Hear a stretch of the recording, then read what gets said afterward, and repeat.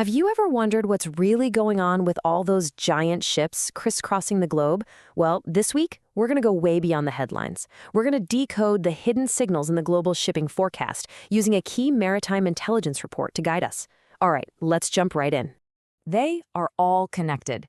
Think of them as pieces of this giant, fascinating puzzle. A puzzle that, when you put it together, tells you a whole lot about the health of global trade. And in the next few minutes, that's exactly what we're going to do, connect the dots for you. Okay, first things first, let's talk about the big stories, the stuff you're probably already hearing about in the news. These are the major market movers that are really setting the tone for the entire shipping world this week. So first up, we have a huge indicator of market demand, how much it actually costs to move goods across the ocean. And, well, right now, that cost is definitely climbing on some of the world's most critical trade routes. Now check this out. We're seeing a really solid 5 to 7% jump in freight rates from Asia to both the east and west coast of the US. And the data points to a pretty clear reason. It's a post-holiday surge. Businesses are restocking their shelves for the new year, and that demand is pushing prices up. At the same time, we've got another huge story brewing. This one involves a critical artery for global trade, the Red Sea. You see, after some recent disruptions, all the signs are pointing to a return to normal. And believe me, that shift has massive implications for speed and for cost. And this just lays it all out plain and simple. You've got two different realities. With major carriers like Maersk now completing voyages through the Red Sea again, that shorter, more direct path is back in play. That means they get to avoid that much longer, much more expensive detour all the way around Africa.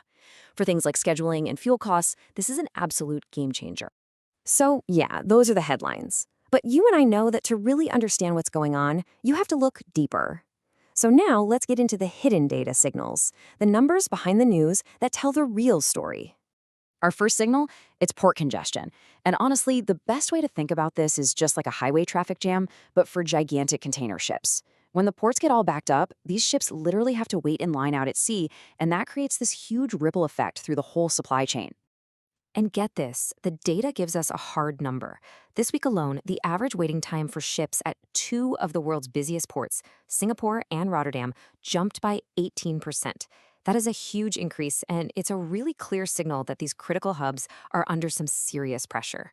So what does an 18% jump actually mean for everyone? Well, here's the bottom line. Your cargo gets delivered later, companies face a much higher risk of getting hit with expensive late fees, they're called demurrage, and supply chain managers everywhere are scrambling to adjust their plans on the fly. All right, our next hidden signal has to do with the ships themselves. You know how your car needs an oil change or a tune-up? Well, these massive vessels need scheduled maintenance too. It's a process called dry docking. It's really pretty simple. A ship is scheduled for a checkup, it gets taken completely out of service for a while, and during that time, it's just not available to move any cargo. And when a whole bunch of ships do this at the same time, it directly reduces or tightens the total supply of ships out there. And we are not talking about just one or two ships here. The scale is everything. The data is showing 23 VLCCs, that's very large crude carriers, basically the supertankers of the oil world, plus a bunch of container ships are all scheduled for dry dock right now. So what's the impact? Well, it's direct and it's clear. When you have fewer ships in the fleet, even just temporarily, the available capacity tightens up. That puts pressure on schedules, and it forces everyone to plan really, really carefully to avoid major disruptions. Okay, our final signal is a super critical one that often flies completely under the radar: vessel safety. You see, inspectors are constantly checking these ships, and when they raise a red flag, it kicks off a whole new chain of events. And this week's report is super specific. It's not some vague warning. It's highlighting deficiencies found in tanker fleets that are operating in the Mediterranean. So we're talking about a specific type of vessel in a specific, really crucial region. So what happens when a ship gets flagged like this? Well, it could be forced to completely reroute, or it could be held up for really long compliance checks. For the people shipping the goods, managing this sudden risk becomes their number one priority, and it adds yet another layer of complexity to an already tangled system. Okay, so rising rates, a reopening sea route, traffic jams at the ports, ships going in for maintenance, and safety alerts.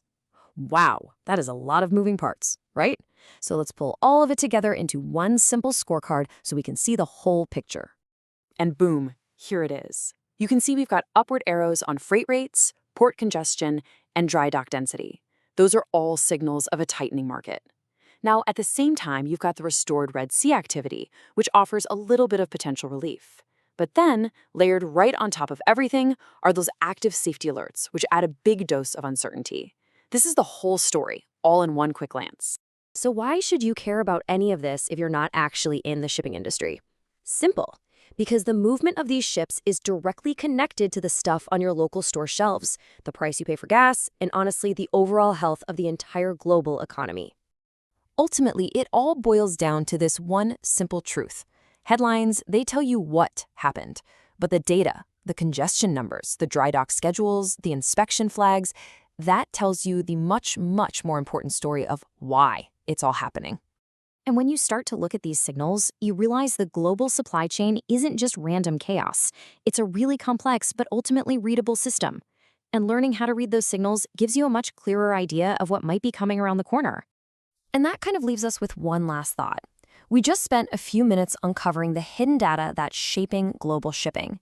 So the question for you is, what are the hidden signals shaping your world, just bubbling under the surface of the headlines you read every single day?